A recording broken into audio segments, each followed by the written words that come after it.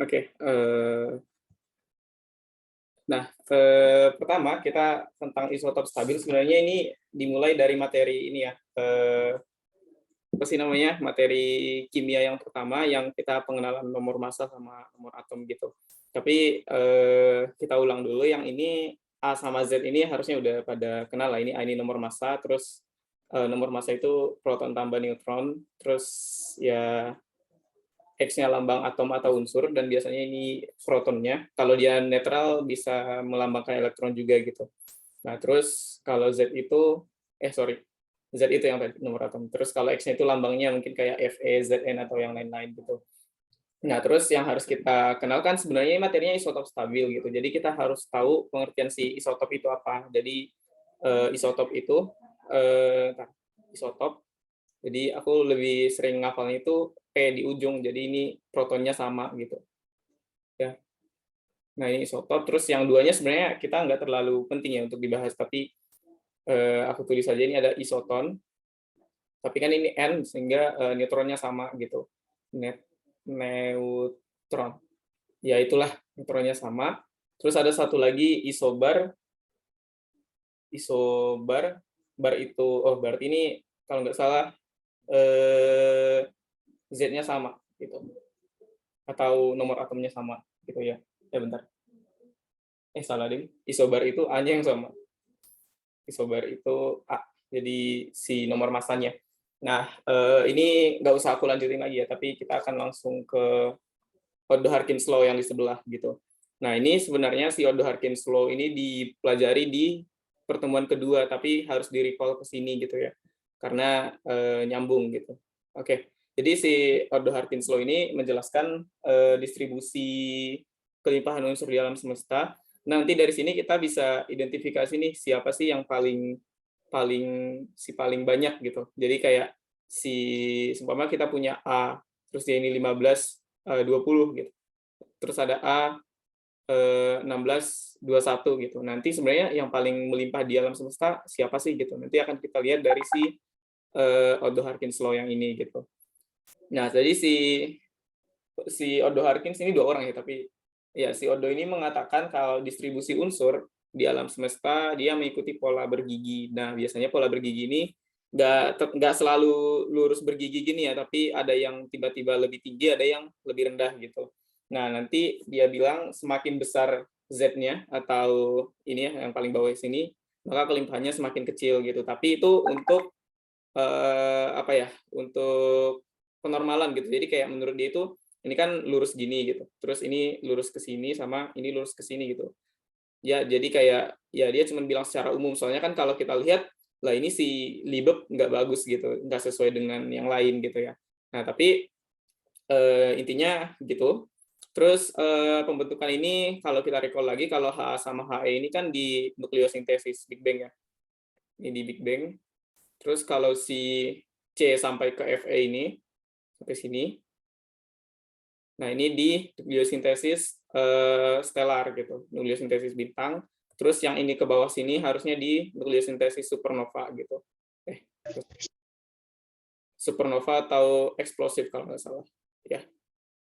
Nah, terus si Libeb nggak terbentuk karena dia hanya terbentuk di spalasi sinar kosmik gitu ya. Ya ini recall doang sekaligus sekalian bahas yang bab 2 kemarin gitu. Nah, nanti dari sini kita bisa tahu nih kalau kita zoom in ini kan si kalau kita lihat siapa ya si Fe nih. Kalau Fe itu aku ganti warna dulu. Kalau Fe kan dia tinggi terus di sebelahnya ada nikel sama mangan. Bukan di sebelahnya ada Co sama Mn. Jadi kayak si Fe itu di atas terus si apa ya si Mn sama Co-nya di bawah gitu. Nah, jadi nanti dari ini kan kayak seandainya nih si CO sebelah kanannya kan ada yang lebih tinggi terus ada yang lebih rendah, lebih tinggi, lebih rendah gitu. Nanti ah siapa yang ngomong? Oke, nanti kalau ada pertanyaan langsung interupsi aja. Oke, nah terus untuk tahu dia lebih melimpah atau enggak dari aturan si Oddo sendiri, aku tulis di mana ya? Di sini deh, di bawah sini ya. Simpelnya kalau kita punya Z-nya apa ya genap, Z genap sama si N genap, dia paling stabil. Ya ini stabil. Nah, derajat kestabilan ini maksudnya kayak seandainya nanti kan kita akan lanjut ke geokronologi ya. Jadi kalau dia stabil, dia itu nggak akan meluruh gitu.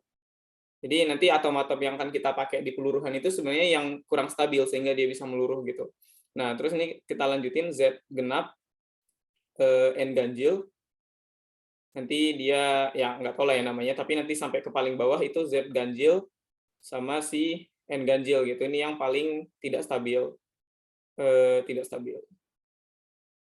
Nah, jadi dari kestabilan ini berarti kalau dia stabil nanti kita temukan banyak gitu. Ya, nanti ini kita akan temukan banyak, sementara ini kita temukan dalam jumlah yang sedikit. Sehingga kalau nanti ada pertanyaan nih, ntar aku coba geser ininya lagi ke sini. Nah, seandainya nanti kalau dia tanyain kalau ada A, ada B, ada C, ya mungkin ini A berapa ya? Ini 5, ini 10, terus ini 5, ini 12, terus ini 5, ini 13 gitu. Nanti kalau kita lihat dari sini sebenarnya kita tinggal lihat yang ini, nggak harus kita lihat si Z-nya berapa gitu. Dari sini aja udah lebih kelihatan lah. Nanti kan ini kita punya Z genap atau sama N genap gitu. Ini kan si A ini punya Z-nya sama dengan 5, N-nya juga sama dengan 5 gitu. Sementara si B dia punya Z sama dengan 5, N sama dengan berapa itu? 12 kurang 5, 7. Bener nggak ya? Oh iya. Oke, terus ada si Z sama dengan 5, sama si N sama dengan 8 gitu. Nah, nanti kalau kita lihat dari sini kan ini Z-nya sama-sama ganjil semua gitu, sehingga dia nggak ada yang paling stabil sebenarnya. Nah, jadi kalau ini Z-nya ganjil, terus ya berarti ini paling mungkin ini, si yang C. Karena dia punya di sini berarti Z ganjil, terus N genap gitu. Nah, terus kalau kita punya unsur, mungkin kayak paling sering kita punya si C ya, kalau kita punya karbon gitu. Dari mana kita tahu kalau yang lebih yang paling banyak di alam itu si karbon 12,6 gitu. Ini paling banyak di alam. Kenapa nggak karbon 10,6 atau nggak karbon 8,6 gitu? Soalnya kan ini si N-nya lebih kecil gitu. Harusnya kalau lebih kecil dia lebih melimpah gitu. Tapi di alam nggak gitu konsepnya. Ya, kalau di alam konsepnya kalau kita punya proton mendekati nilai neutron, atau aku nggak tahu ya ini sebenarnya si neutron yang mendekati proton atau pokoknya nilai mereka hampir sama gitu. Nah, ini yang paling stabil gitu. Nah, maksudnya adalah kalau kita lihat ini si 12 C12,6 ini kan dia punya protonnya itu 6, dia punya neutron juga 6 gitu. Sehingga ini yang paling stabil nanti di alam. Sementara kalau yang lain iya, kalau kita lihat dari Z genap N genapnya bisa dibilang banyak, tapi ini yang paling stabil gitu. Yang nilai P hampir mendekati sama si nilai N-nya gitu. Nanti kita lihat di materi karbon deh ke bawahnya lagi gitu ya. Nah, itu untuk si Odo Harkins. Nah, kan tadi kita udah punya ini ya, Z genap, N genap, dan lain-lain. Sebenarnya yang akan kita pakai untuk peluruhan itu yang paling bawah ini. Bukan Z ganjilan-ganjilnya, tapi yang tidak stabilnya. Karena nanti dari ketidakstabilan itu akan terjadi peluruhan gitu. Nah, ini aku geser ke bawah lagi tentang peluruhan. Oke, ini peluruhannya. Nah, si peluruhan ini akan pokoknya dia kurang stabil lah. Nanti dia akan lurus sampai ada 3 proses, tapi biasanya nggak bareng ya tiga-tiganya. Kayak peluruhan ya udah dia cuma pakai peluruhan beta doang atau peluruhan alfa doang gitu. Nah, ini ada 3 peluruhan. Yang pertama kita punya beta emission atau pengeluaran beta ya. Nah, nanti si ini kayak dia menambah menambah si protonnya gitu. Jadi kayak kalau kita punya Li 38 dia nanti akan berubah menjadi Be 4 8 plus keluar si elektronnya gitu. Nah, nanti maksudnya emisi itu kan keluar ya, sehingga ini termasuk sebuah emisi gitu. Nah, ini dia keluar sehingga ya kan jadi angka 4 lah di sini. 4-1 3. Nah, terus kita punya elektron capture atau penangkapan elektron. Ini EC aja lah. Nah, ini kayak dia nangkap elektron gitu. Jadi ketika kita punya yang ini ya 40 19K. Nah, dia akan menangkap 1 elektron gitu. Atau kan namanya elektron capture. Nah, sehingga dia akan menjadi 19 kurang 1, 18, apa yang 18? AR ya. Nah, nanti dia akan menjadi AR 1840 gitu. Nah, ini nanti akan terjadi peluruhan nih. Mungkin teman-teman yang udah baca di geokronologi untuk KAR nanti akan ada peluruhannya gitu. Nah, terus selanjutnya ada positron emission. Tapi ini jarang sih di buku ditulis, tapi aku tulis aja karena kadang masuk gitu. Ini positron emission dan dia apa ya? Positron itu kan aku lupa namanya apa, tapi di reaksinya itu gini. Kalau kita punya 3015P, dia akan menjadi 3014 Si plus ini E-nya tapi bukan minus 1 muatannya. Jadi 1 gitu. Plus 1, terus ini ada 0. Makanya namanya positron gitu. Tapi ya, nanti kalau teman-teman pengen bahas, bisa dibahas juga ini. Tapi kalau di PPT dosen kita, ini yang positron ini nggak ada gitu ya. Tapi aku masukin aja karena nanti di geokronologi ada dia tulis gitu, nanti biar nggak bingung. Nah, terus yang terakhir kita punya alpha emission.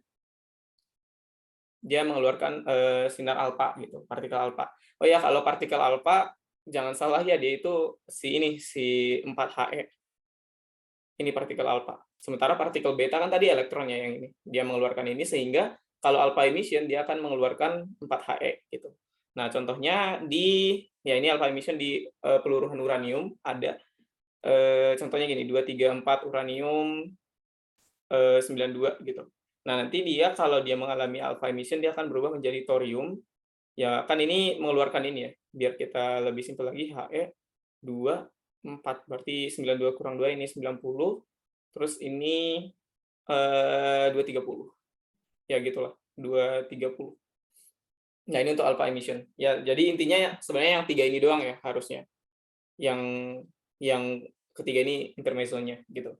Nah, nanti dari peluruhan ini ada rumus si Rutherford, ya aku nggak tahu lah nama apa penyebutannya gimana, tapi kayaknya nggak akan aku bahas di sini karena dia lebih cocok dibahas di geokronologi nantinya gitu.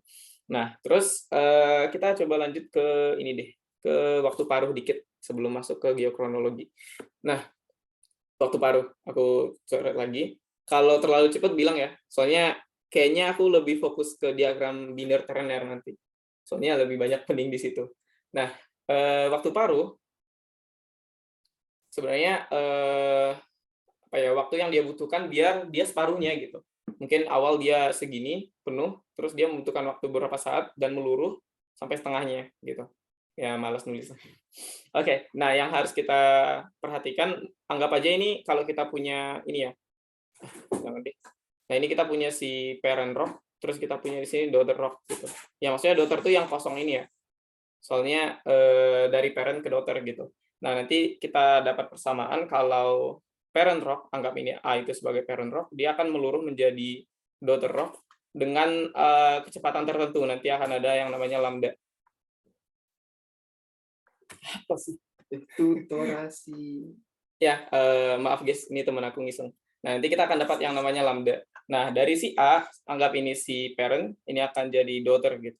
Nah, di ujung nanti ya akan ada rasio yang namanya rasio antara si parent sama daughter-nya gitu. Nanti dari sini kita bisa temui kalau si rasio parent per daughter-nya kecil, berarti dia usianya tua gitu.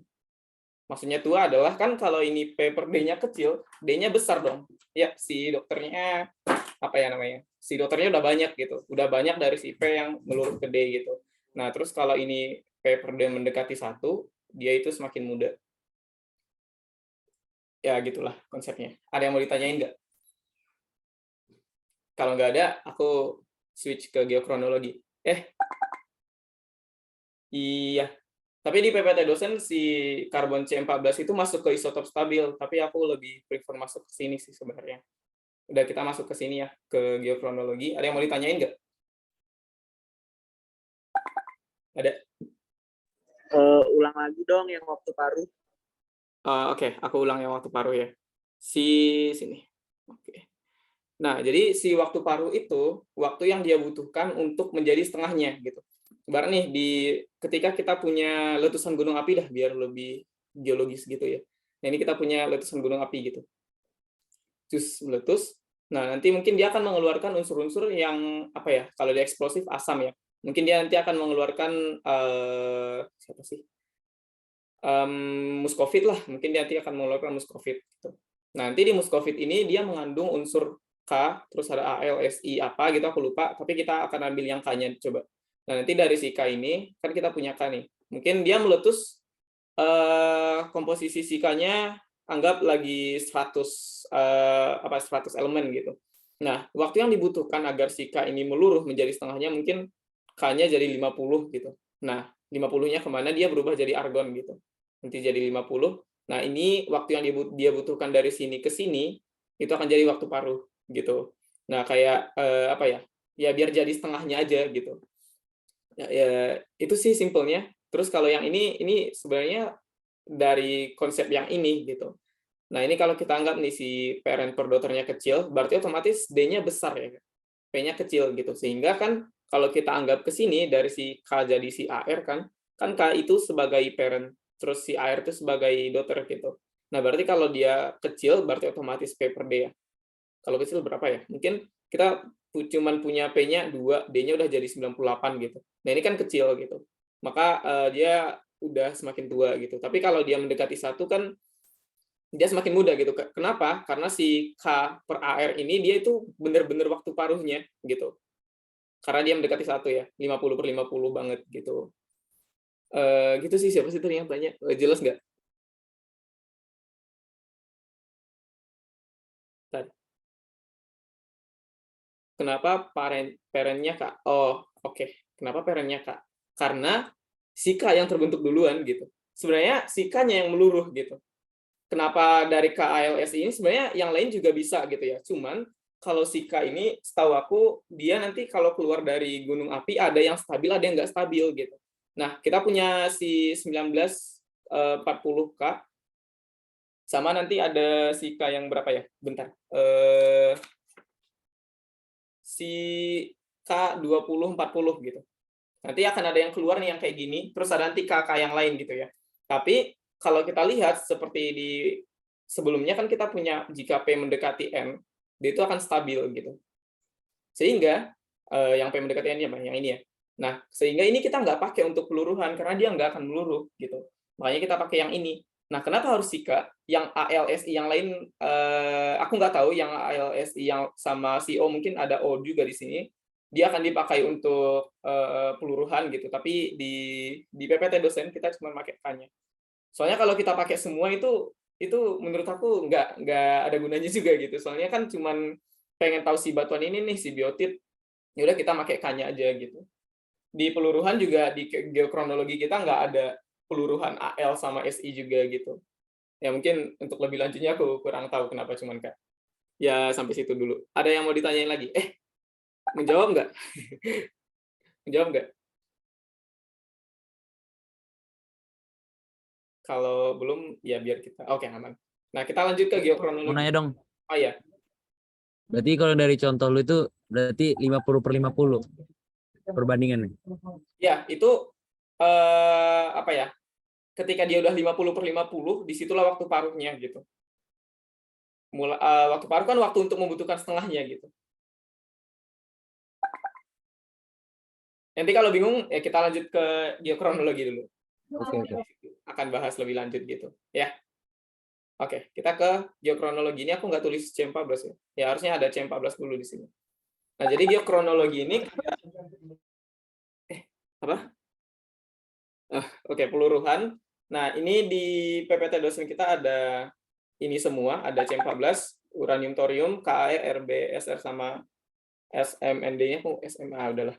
Nah, kita punya dari C14 dulu. Jadi di alam kita itu sebenarnya terbentuk banyak C gitu. Ya, ini aku coba gambarin, bukan, tulisin deh. Ini ada C, C, C, C, C. Mungkin kita mulai dari C9 deh. Nah, 9, terus 10, terus 11, terus 12, 6, ini kok 16 sih? Nah, ini. 6, ini 13, terus mungkin ada di sini dah. Satu lagi. 6, 14 gitu. Nah, kita akan menemukan C yang banyak ini di alam gitu. Ya mungkin akan ada C ke kanan atau ke kiri lagi ya, tapi ya lupakanlah. Nah, untuk seperti yang sebelumnya kita tahu ya, kalau dia P mendekati M itu stabil ya. Sehingga yang paling stabil di sini itu si karbon C12 ini gitu. Nah, nanti sebenarnya makin ada yang lain ini sebenarnya nggak stabil gitu ya. Nah, dari data yang ada, jadi si C ini 99% itu yang ditemukan di alam gitu. Jadi dari semua C yang ditemukan 99% itu si C12 gitu ya. Nah, terus si yang ini ternyata ini juga stabil gitu. Kenapa stabil? Aku nggak tahu kenapa. Tapi dia stabilnya itu kayak nggak sestabil si C ini. Jadi dia ini mendekati 1% gitu. Tapi nggak mungkin ya dia 1%, soalnya yang lain nggak akan ada gitu ya, mungkin 0,0999 ke belakang gitu. Nah, sehingga si unsur-unsur yang lain ini, yang dua ini kita nggak akan pakai untuk peluruhan, karena dia stabil gitu. Nah, kita akan pakai antara ini, sama ini gitu. Mungkin ada kanan lagi gitu. Tapi dari data, yang akan kita pakai untuk peluruhan adalah yang punya waktu paruh panjang gitu. Waktu paruh lama. Nah, dari sini seingat aku ada yang waktu paruhnya cuma 5 detik atau berapa milidetik gitu. Jadi itu nggak bisa kita pakai gitu. Kayak, ya dia cuma butuh waktu 5 detik doang untuk jadi setengahnya kan kita melihat fosil gitu. Sementara umur fosil harus lebih tua dari 10.000 tahun gitu. Ya perbandingan 10.000 tahun sama 5 detik itu ya jauh lah. Sehingga kita di sini lebih sering pakai C14 karena dia punya waktu paruh paling panjang. Mungkin teman-teman juga udah tahu ya waktu paruh si C ini setengahnya sama dengan berapa ya? 5730 kalau nggak salah. Ya 5730 tahun gitu. Sementara yang lain ada yang 1 second, ada yang mili, ada yang jam gitu doang. Makanya ini yang kita pakai. Nah, ini berarti maksud dia segini adalah dia waktu yang dia butuhkan dari parent ke dokternya itu segini gitu. Ya itulah intinya. Nah, apa sih yang akan kita ukur dari si karbon C14 gitu ya? Yang bisa kita ukur kemarin udah ada di kuis ya. Yang bisa kita ukur apa? Tulis sini. Yang bisa diukur yaitu dia punya C. Ya. Sehingga kalau di batuan paling mungkin kita pakai karbon C14 itu cuman mendeteksi batu bara doang.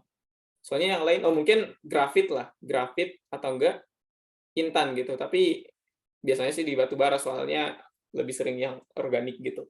Nah, terus kalau dia yang kedua organik gitu. Bukan, berarti si grafit sama intan nggak bisa. Sorry. Dia harus organik. Nah, organik berarti mungkin berasal dari apa gitu, dari tumbuhan atau apa gitu. Nah, terus dia harus lebih muda dari 75.000 tahun. Kenapa? Nanti kita lihat di perumusan yang yang mempersatukan si T setengah sama siapa ya? Sama si T besar gitu. Tapi kayaknya di rumus-rumus kita nggak ada. Aku pernah jumpa rumusnya ini, NT per N0 sama dengan setengah T per T setengah. Nah, nanti dari sini, tapi aku nggak tahu ya ini rumusnya bisa kepake, harusnya berarti otomatis ini jadi kalau dia setengah, jadi setengah, ya gitulah pokoknya, ribet. Oke, jadi di soal kita kemarin udah dibahas juga ya, bahwa ini 75.000 tahun kapannya. Pleistosen ya. Berarti ini cuman harus lebih kecil dari Pleistosen. Itu pun nggak semua, soalnya Pleistosen itu dari 1,7 juta sampai 10.000 tahun. Gitu. Jadi ya mungkin di tengah-tengahnya lah dia bisa ngukur gitu. Itu untuk kegunaan si karbon. Nah, sebelumnya di kelas juga udah dibahas kalau ada siklus karbon ya, tapi aku nggak akan bahas di sini karena itu panjang banget dan ya kayaknya nggak masuk soal gitu. Oke, nah terus kita punya ketidakstabilan si C ini. Ini aku tulis lagi, ketidakstabilan C. Maksudnya adalah ada hal-hal yang membuat dia mungkin lebih cepat meluruh atau bukan lebih cepat. Ada hal-hal yang ini ya, aku bilangnya gimana sih? Nah, mungkin gini nih, si C, terus dia meluruhkan, terus dia mengeluarkan unsur yang lain gitu. Tapi ada yang lain, C yang lain yang membuat itu terganggu gitu. Ya, ini ada dua nanti, ada Suez effect sama De Vries effect gitu. Ya, di sini nih. Aku salah taruh berarti. Isotop stabil di sini. Tadi aku udah masukin ke sini. Nah, ini. Ini ada De Vries effect sama Suez effect gitu. Ini De Vries ini apa ya? Si karbon yang ada di alam itu apa ya? Ini meningkat gitu. Ini delta C14-nya. Nah, ini delta C14-nya gitu. Nah, dia meningkat sehingga pengukuran kita akan jadi lebih tua gitu. Jadi kalau si De Vries ini terjadi, pengukuran kita akan jadi lebih tua yang harusnya kita mengukur fosil berusia 70.000 tahun, tiba-tiba menjadi 75.000 tahun gitu. Ya nanti pandai-pandai ilmuwan lah biar tahu dia itu sebenarnya kena De Vries effect atau stabil gitu. Nah, terus ada yang namanya Suez effect. Nah, ini kebalikannya. Suez effect ini membuat usianya itu lebih muda gitu. Ya, jadi kita punya fosil mungkin usianya 70.000 tahun juga, tapi karena Suez effect ini dia menjadi 50.000 tahun gitu. Ya, itu contohnya. Nah, si De Vries effect ini terjadi karena apa? Karena ini bukan dari buminya sih, ini biasanya terjadi akibat peristiwa supernova, ledakan gitu, atau ledakan kosmis. Oke. Nah, terus kalau si Suez effect ini terjadi karena manusia. Ya, jadi sebenarnya yang paling mungkin lebih sering terjadi itu Suez effect. Nah, ini biasanya terjadi akibat pembakaran fosil besar-besaran. Ya, fosil besar-besaran. Oke. Nah, itu dia untuk si karbon. Nah, itu gunanya. Terus udah di itu doang. Nggak masuk rumus sih sebenarnya untuk si karbon. Oke, terus kita ke waktu paruh tadi. Kita akan coba lanjutin dari situ. Aku kembali ke ini ya, ke geokronologi. Bentar.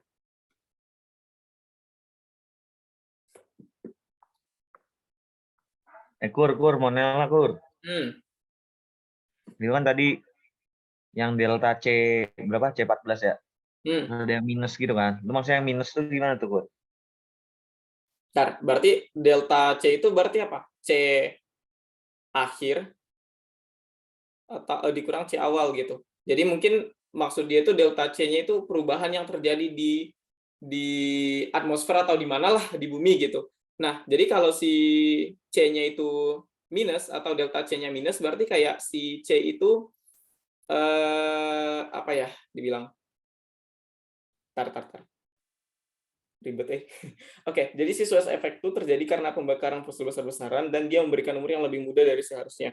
Dan dia minus komposisinya kayaknya lebih ke ini deh, si tanahnya gitu. Misalnya kita punya tanah nih. Di tanah ini banyak si C-nya gitu. Nah, sehingga ketika pembakaran fosil besar-besaran si C ini pergi ke udara gitu. Jadi ya udah minus si C-nya sehingga dia menghasilkan si Suez effect itu gitu. Si Suez ya. Itu Daud tadi yang nanya? Ya, saya Daud, syukur. Ya. Udah, itu dulu deh. Terus saya mau nanya juga. Mau tanya apa lagi? Ya, boleh nggak? Itu Boleh. berarti Suez effect itu dia muda ya, yang lebih muda gitu ya? Ya, lebih muda. Ya sih. Melek gini kok ya? Hah? Jadi Suez effect tuh Suez effect tuh dia jadi lebih muda gitu ya? Ya, terus yang De Vries ini lebih tua. De Vries tuh yang lebih tua. Sus. Ya itu aja lah. Sus lu Kur. Iya itu. Oke. Sampai kita udah 35 menit. Lama banget. Udah. Mau nanya dulu dong, Kur. Berarti kalau misalkan Suez effect itu apanya sih yang nambah muda gitu? Fosilnya apa gimana sih maksudnya? Pengukuran kita. Nih. Kita anggap nih kita temukan fosil manusia. Firaun nih seandainya nih. Firaun 5.000 abad ya. Ya 5.000 abad. Ya udahlah. Mungkin usianya 5.000 tahun gitu. Nah, Tapi pas di pengukuran, kita ngukurnya 4.000 tahun gitu.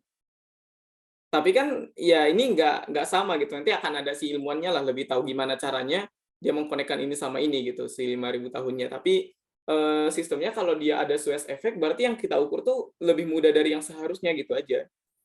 Jadi yang lebih mudah tuh pengukurannya bukan si fosilnya, soalnya kan fosil udah meninggal juga gitu. Jadi dia usianya tetap gitu. Manusianya. Oh, jadi kita kayak ada galat perhitungan gitu ya? Ah, ya gitu. Kayak galat sehingga sebenarnya kayak kok galatnya besar banget gitu. Makanya ya bayangin galatnya 1.000 tahun gitu. Makanya mereka mencari tahu mungkin dapat si Suez sama si De Vries effect ini gitu.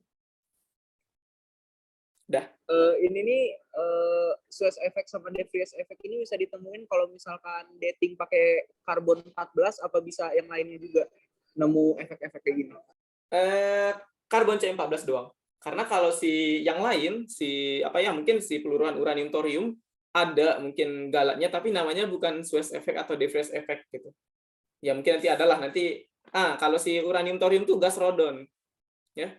Nanti gas radon nih, kalau nanti gas radonnya hilang dia lebih mudah atau apa gitu. Nah, kita bahas di uranium nanti.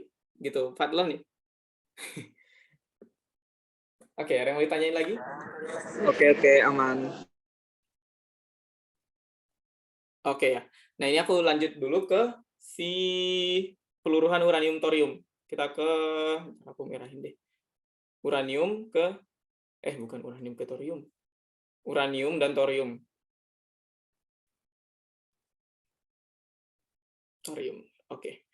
Nah, jadi si uranium thorium ini ada 3 peluruhan dari 238U menjadi 206 PB, terus dari 235U sampai ke bukan sampai.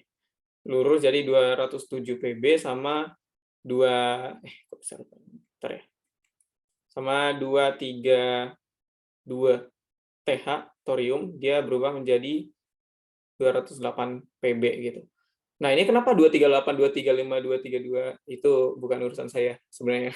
Ya, yang penting ini yang meluruh gitu. Nah, seperti tadi pertanyaan Fadlan, kalau ini kita ukur, oh ya pengukurannya belum ya. Ini aku coba masukin rumus si bapaknya deh. Bentar ya, aku coret si C ini dulu. Jadi, rumus untuk menghitung waktu paruh itu didapat dari perubahan jumlah isotop gitu. Atau perubahan jumlah isotop yang ada per perubahan waktu gitu. Nanti kita akan dapat konstanta peluruhan dikali kok ini minus ya. Minus konstanta peluruhan kali apa sih N? Si jumlah isotop yang ada. Nah, nanti kalau kita turunkan ya ini penurunannya simpel si dN per N sama dengan minus lambda dt gitu. Nanti kalau kita turunkan ini nanti kita dapat N per N0 sama dengan E pangkat minus lambda T. Udah, lupakan penurunannya, ini rumusnya. Nanti kalau ini kita turunin, kita akan dapat persamaan si T setengahnya, atau waktu paruhnya, sama dengan ln 2 per lambda. Cara nuruninnya silahkan diturunin sendiri. Terus ini kalau kita modif lagi, kan tadi kita bahas tentang parent sama daughter gitu. Nah, nanti untuk mencari parent daughter itu T sama dengan 1 per lambda ln 1 plus dokter per parent. Ini penurunannya ada di PPT. Oke, itu cara ngukurnya. Nah, selanjutnya, seperti pertanyaan Fadlan tadi, kalau si ini pasti ada galat juga. Tapi galatnya bukan Suez effect sama De Vries effect namanya. Tapi lebih ke, di mana ya aku tulisnya? Ini, lebih ke kehadiran, besar banget. Dah, kehadiran gas radon. Ya. Oke, kehadiran si radon. Nah, ini akan mempengaruhi si uranium PB ini, apa peluruhannya gitu. Caranya kenapa dia mempengaruhi? Jadi kalau kita punya gas radon, radon tuh simbolnya Rn ya. Ya udahlah. Rn dia itu punya waktu paruh yang tinggi atau panjang gitu, waktu paruh panjang. Nah, sehingga ketika kita punya kita punya pengukuran batuan, gas radonnya udah nggak ada gitu. Nah, jadi sebenarnya, bentar. Kenapa sih aku tiba-tiba bahas radon? Padahal ini uranium ke PB gitu. Nah, jadi ini si uranium thorium ini sebenarnya peluruhan bercabang, bukan, peluruhan berantai gitu, ntar ya. Ini peluruhan berantai. Nanti kalau bercabang itu KAR, peluruhan berantai. Maksudnya adalah dia akan membentuk unsur-unsur lain sebelum dia dapat kayak PB gitu. Mungkin dia dari U dulu, terus tiba-tiba udah jadi unsur lain, terus jadi Rn, terus jadi apa, jadi apa, jadi apa. Nah, ujung-ujungnya nanti dia jadi 206 PB gitu. Nah, ini prosesnya gimana di PPT ada. Dan aku nggak mungkin jelasin karena nggak hafal juga. Nah, ini maksudnya peluruhan berantai gitu. Jadi dia membentuk unsur antara dulu sebelum membentuk unsur akhir. Sehingga kita bisa tahu nih ada sirodon bisa jadi. Karena di grafik yang di PPT itu memang ada sirodon gitu. Nah, tapi kalau sirodon ini hilang dari batuan, ya, ini mungkin di batuan sini nih ya, terjadi peluruhan U ke PB, terus sirodonnya hilang. Ya, waktu paruh sirodon kan panjang, sehingga ketika dia hilang, kita akan punya perhitungan yang lebih mudah gitu. Ya, kalau waktu paruhnya panjang, jadi kalau dia hilang, dia lebih mudah yang akan kita ukur gitu. Pengukuran lebih mudah. Ya, gitu.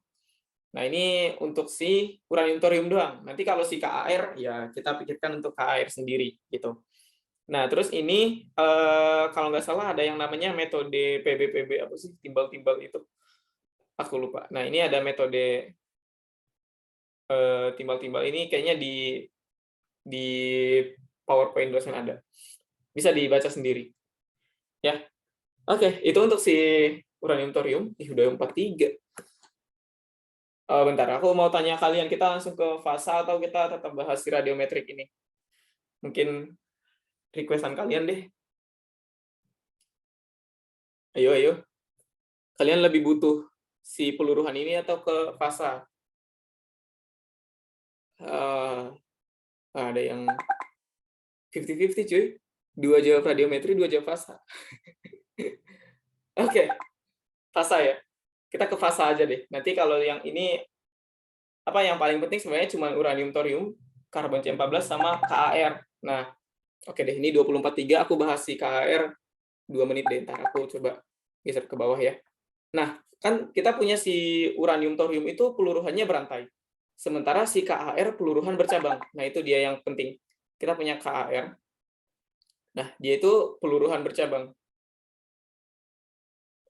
Bercabang. Maksudnya adalah kalau si K ini dia bisa meluruh menjadi AR, dia bisa meluruh menjadi CA gitu. Nah, sehingga ketika kita mau mencari mencari waktu paruh dia, kita nggak bisa ngitung dari peluruhan KAR doang, tapi kita harus ikut juga ke CA gitu.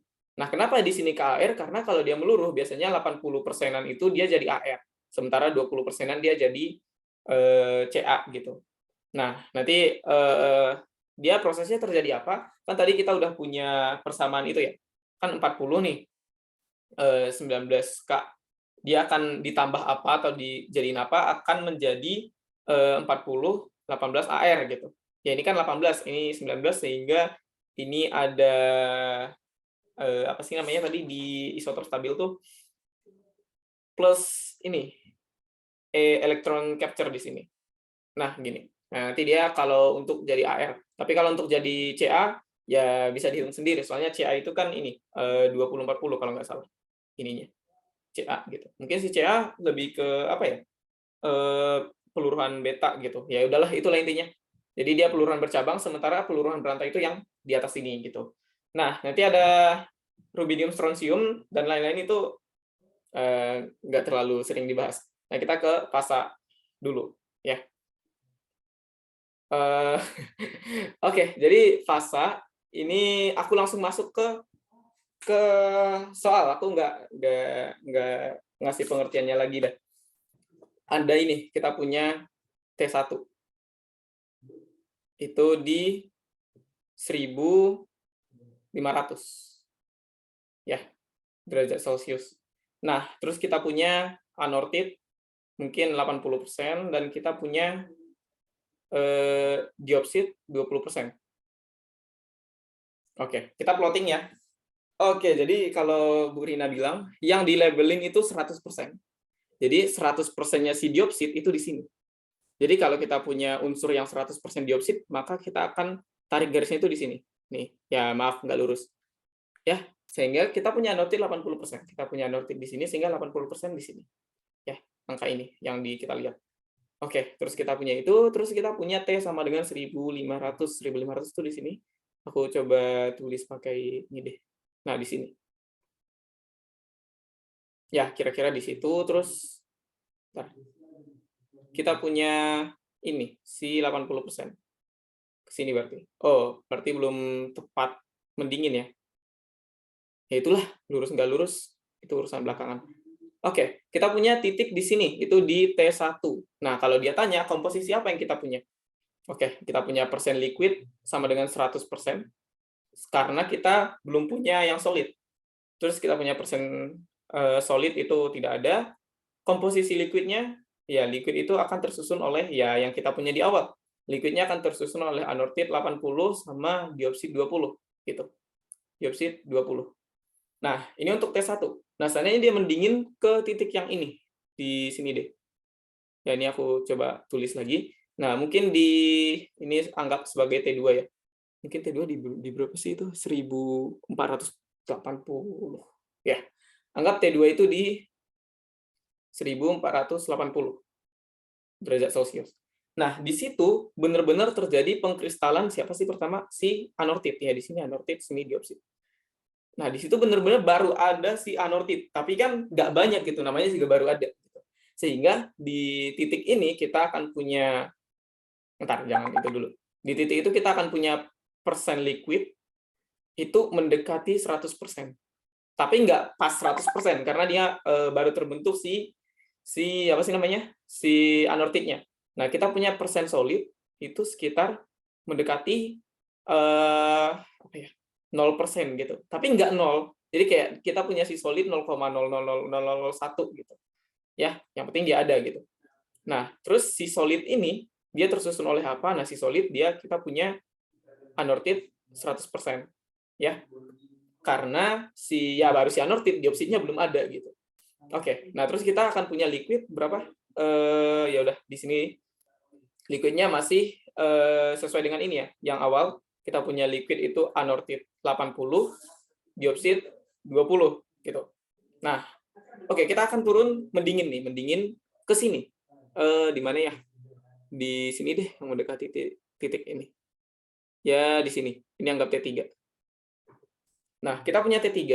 Ntar aku geser dikit ya, biar bisa kecoret T3-nya.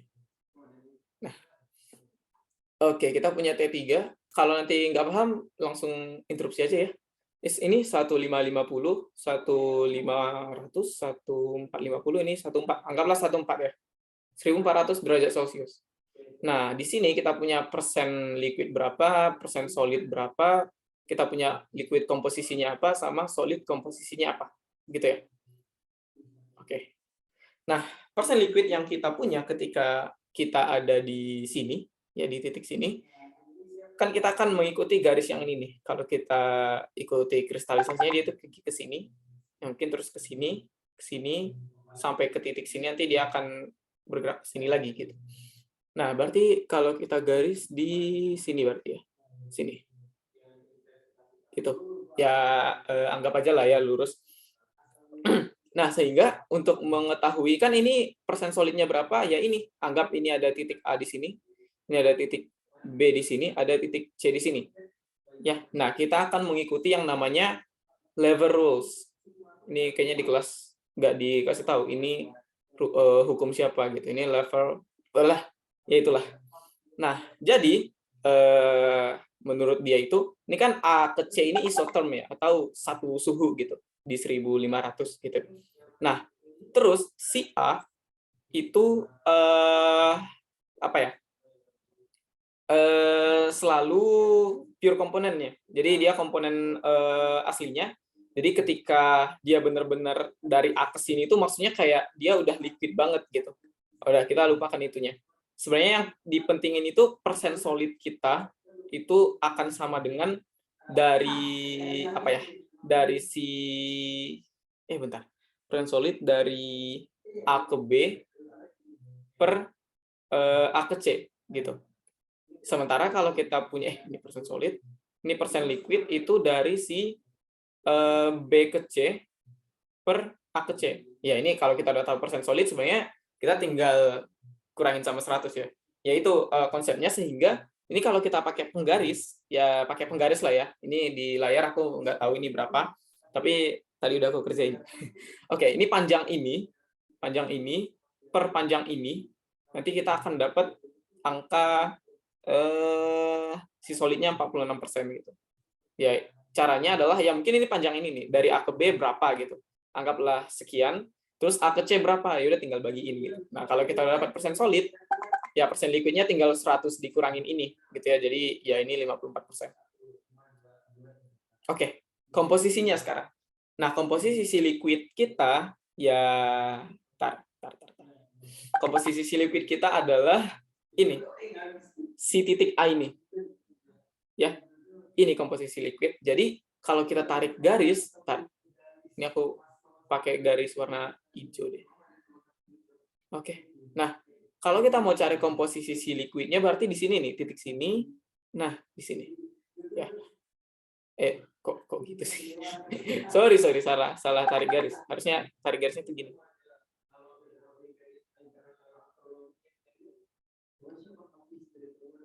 Nah, di situ. Ini komposisi si liquid. Berapa tuh? Kalau kita, ini kan nggak pas di 60 ya, lebih. Ya oke, si liquid kita punya anortidnya 62% lah. Berarti kita punya anortid 62 dan dioksid 38 gitu. Itu untuk si liquid. Untuk si solid, ya udah solidnya baru terbentuk anortid gitu. Ya udah anortid 100% gitu. Ya. Ini aku kolomin dulu deh. Oke, kita udah punya. Aku mau nanya dong. Ya. Aku mau nanya dong.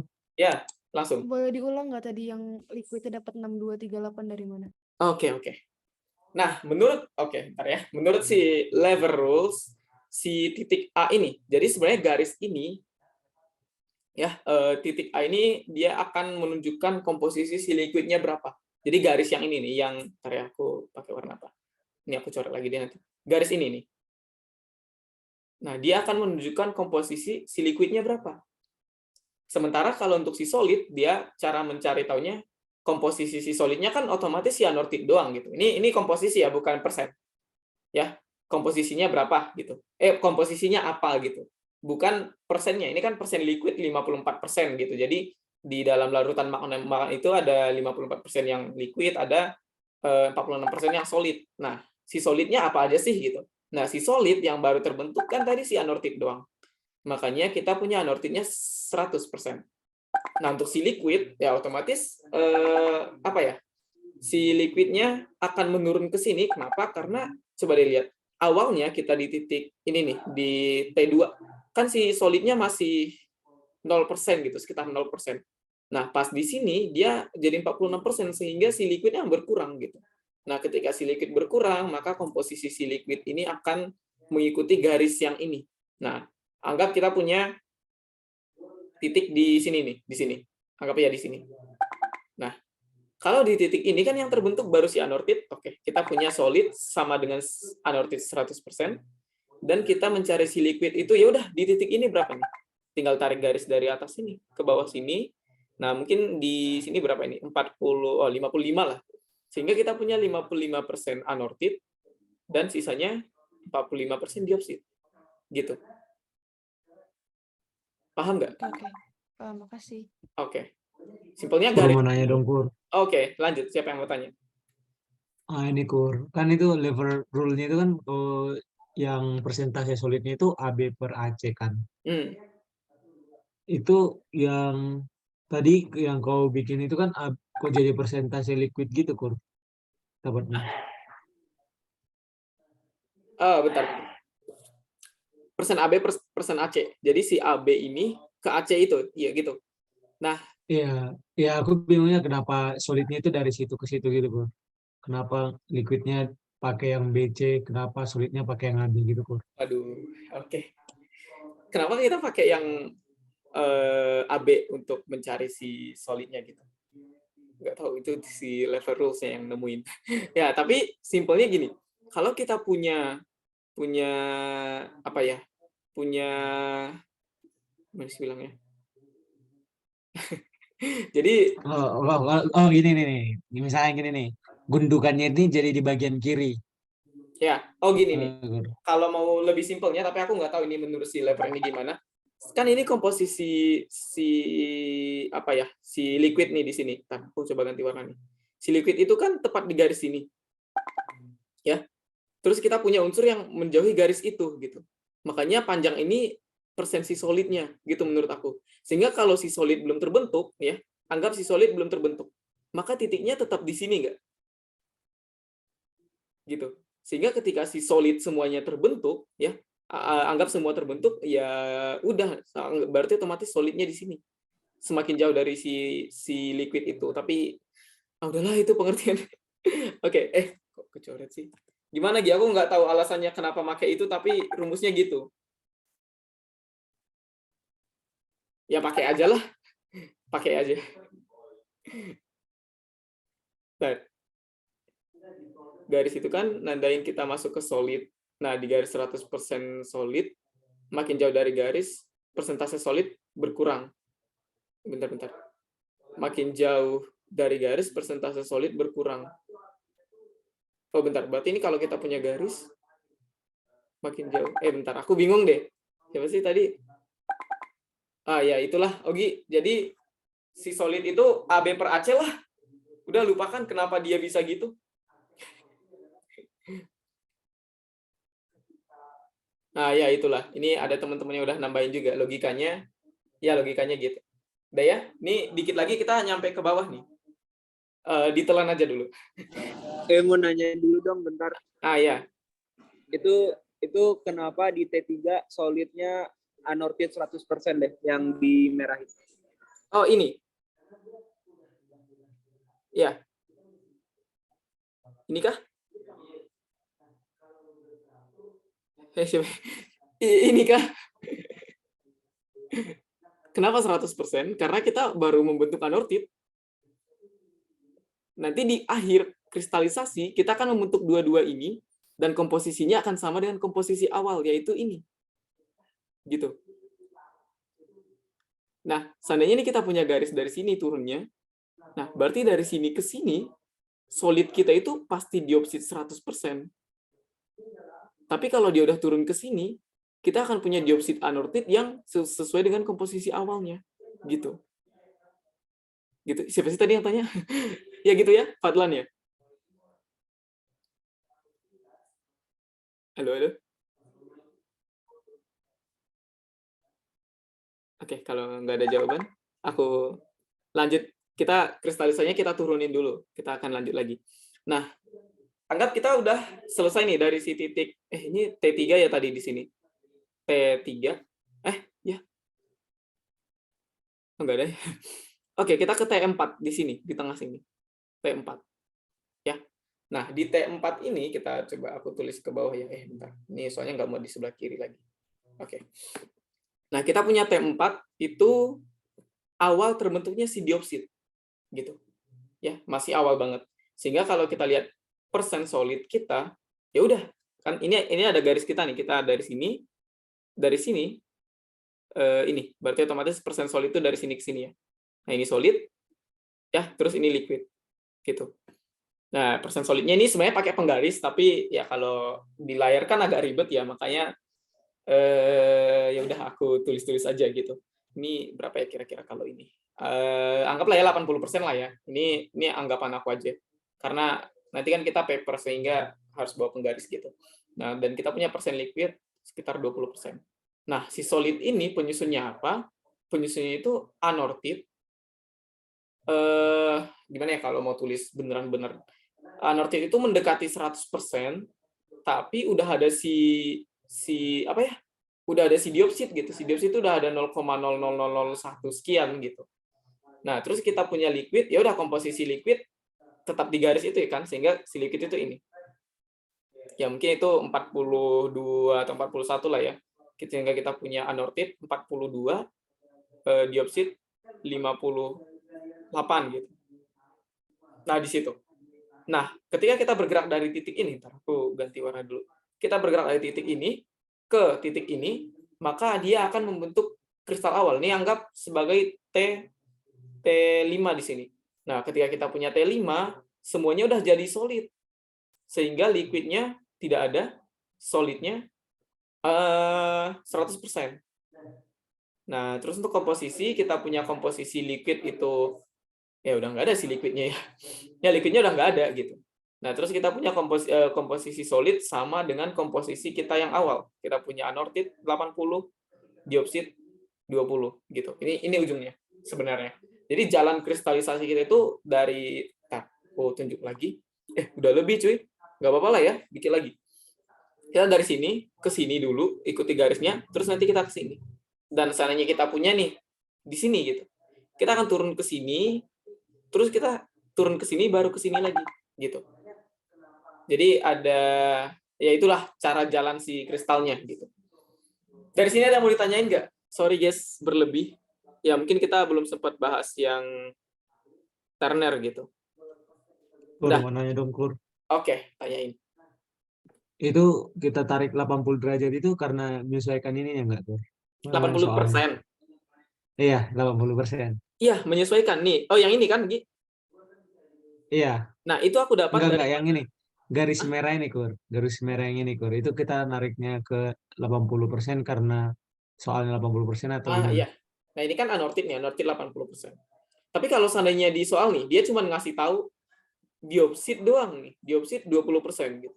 Ini nggak dikasih tahu, ya. Nah, seandainya dia kasih ini doang, ya udah, ini kan dioksid di sini. Berarti 100% dioksid itu di sini. Sehingga 20% dioksid ya di sini.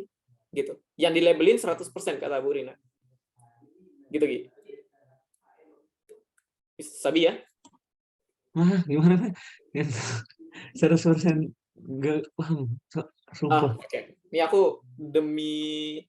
Oh, nih. Soalnya kalau nggak paham yang itu, harusnya nggak paham yang lain juga. Nih. Kita punya ini. Ini punya anortit, ini punya dioksid. Gitu. Ini anggap 1, 2, 3, 4. Ya. Ini 0, 20, 40, 60, 80, 100. Nah, oke. Bentar ya. Aku tanya ke Ogi ya, karena Ogi belum bisa tadi. Seandainya kita punya anortit 80%. Oh, bukan, jangan itu dulu. Kita punya anortit 100%. Berarti titik kita akan di sini. Sampai sini bisa? Ya, Nah, Kur. kalau kita punya dioksid 100%, titiknya di sini. Di kiri. Ya. Kur. Kalau kita punya anortit 80%, berarti di mana? Ini ya?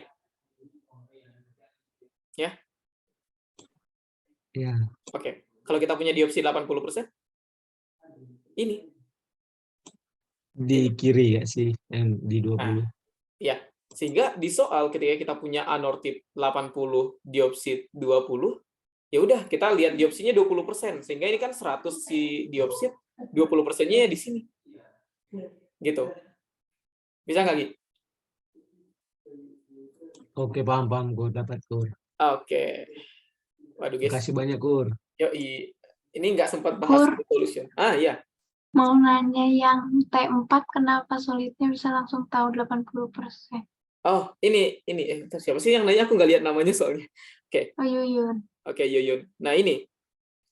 Aku coba coret dikit ya. Nah, T4 kita kan di sini ya. Nah, dari situ, terus kita akan tarik garis yang ini, sama kayak mencari T3 tadi. Ini kan T3 ABC ini.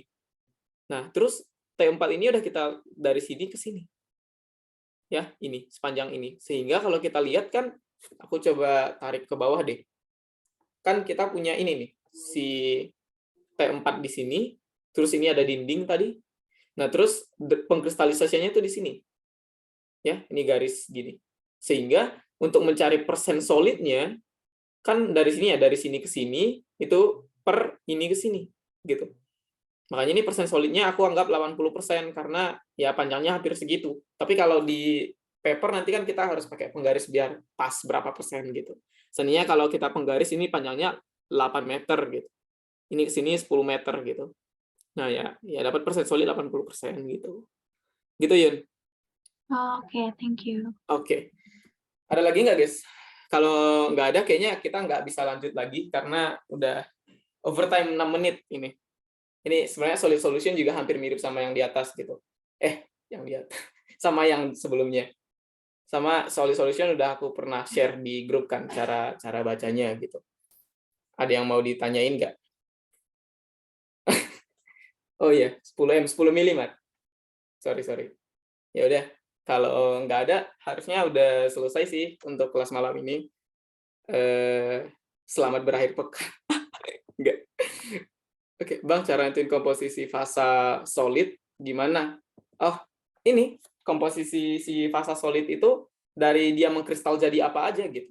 Ini nih, kalau kita punya di sini, sehingga kalau kita masih dari sini ke sini, itu kan yang terbentuk si anortit doang gitu. Ya udah anortit 100%. Tapi kalau dari sini ke sini, ya itu udah mengikuti komposisi awal kita gitu. Itu doang sih. Ya, jadi seandainya kita punya magma yang mendingin dari sini ke bawah gini, ya udah dari sini ke sini berarti 100% dioksid udah. Tapi kalau dia udah nyampe ke sini, dia akan mengikuti komposisi awal gitu. Bisa? Siapa sih tadi yang nanya namanya? Pacarnya Kujo. Lain, Bang, yang bentuk diagramnya kayak daun itu. Oh, solid solution. Oke. Ini kalau 3 menit lagi nggak apa-apa lah ya, biar tahu ini berapa gitu. Ada yang mau komen nggak? Maksudnya mau leave aja. Ini biar tahu si solidnya di mana gitu ya yang ini. Oke, aku coba jelasin dikit deh. Nah, kita punya anggap ya 80%, jangan deh 60% lah. Nih di sini. Kita punya ini Forstrit, ini Vialit. Berarti kalau dia di sini itu Vo 60, Va 40 gitu ya. Nah, kita tarik garis dari sini ke sini gitu. Ini pendinginan kita gitu ya. Maaf ya kalau nggak pas karena ini mepet, kita cuma punya 2 menit lagi gitu. Gimana cara kita tahu dia liquidnya sama solidnya gitu? Seandainya kita berada di posisi ini. Ya. Berapa persen solidnya? Ya tarik ini nih, ada solidus, ada liquidus. Kalau cari persen solid, tarik ke sini. Nah, di sini nih. Ini berarti persen solid. Nah, persen solidnya kita garis lagi dari sini ke bawah nih. Nah, berapa tuh? Ya, berapa ini?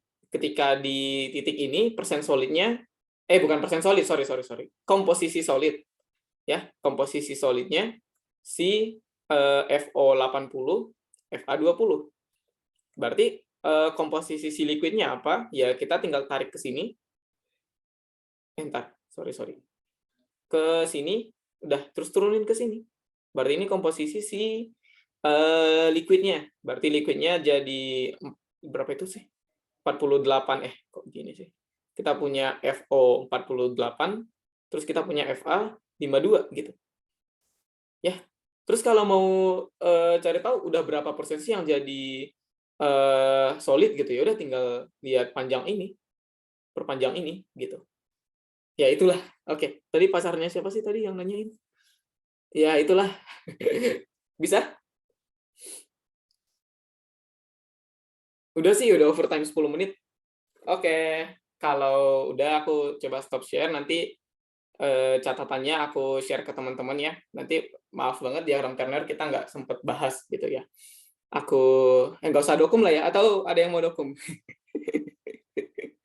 Recordnya oke, aku nanti share recordnya. Ya udah kalau nggak ada aku stop. Sekian dari aku. Selamat berakhir pekan. Aku end meeting. Sebentar gue. Buat teman-teman semuanya makasih ya udah ngikutin tutor pada malam ini.